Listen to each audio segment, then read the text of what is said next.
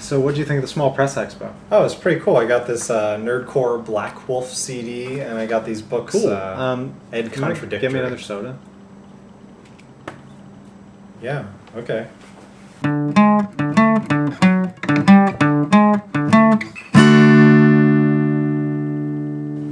On September 12th, 2010, me, my dad, and Mr. Portation himself, Miles, went to the Small Press Expo in North Bethesda, Maryland. Just put it down. Thanks. We took a drive from the quiet town of Lancaster, Pennsylvania, and about 2 hours later we found ourselves in the Marriott North Hotel and Conference Center. It was the first comic convention I have ever attended. I'm not a huge comic fan, not by choice so much as apathy. Plus, it's kind of an expensive hobby, and it's not something I can easily keep up with. That said, after a quick stop at the restroom, we did find out where the closest ATM was, and Miles and I both hit it up for 40 bucks. By Comic-Con standards, the Small Press Expo is a small event, hosting about 400 exhibitors. It's a sweaty mess of nerds, nerds' girlfriends, girl nerds' boyfriends, and at first it's incredibly overwhelming.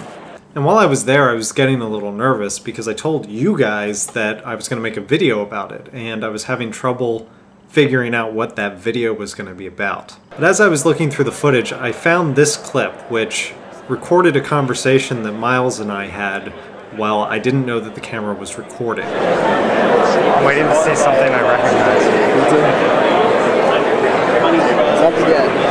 How do all of these people survive? And when I said it, I didn't mean literally how do they survive. Most of them have jobs. I talked to many who base their comic on it. It's different stories of the horrors of working retail, which is where we got the inspiration for the Seems to be cover. a common theme all around here. Oh, really? Yeah. What I really meant is how do all of these voices crying out hope to get heard by me or you or anyone else out there? Then we attended this panel with Julia Wirtz and Kate Beaton. I bought Julia's book. Miles tried to buy Kate's, but her line was impossibly long pretty much all day, and when we finally got in it, she sold out.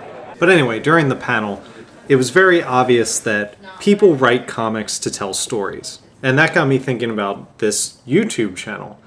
I'm not famous on YouTube. I don't really have that many people watching me, but I'm still here doing it. Why would I judge these people that are sitting in a room trying to hawk their wares at me?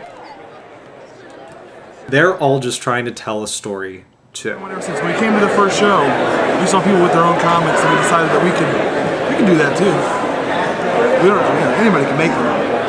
This issue was inspired by a guy that we can't stand and really pissed us off. And as we sat and talked about how much we hate him, we figured we came up with some good lines. It was enough to make a comic out of. So we made this comic. We did not name him, and by doing so, we were able to sell him a copy, which is one of our crowning achievements. Sort of reviving all of these artists that have just sort of fallen through the cracks and lost to history. But there's just all these wonderful cartoonists and illustrators from the early 20th century that people don't know about. I want to put them back out there so people can enjoy them. This is a series about being a Canadian and moving down to Boston on a whim and building a whole new life in the States. So.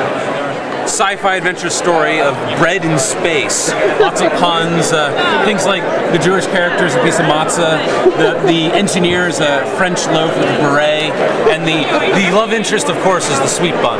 This is the devious koala bear, and this is Elliot, who's kind of a quirky kid. There's the Frog King, he's his best friend.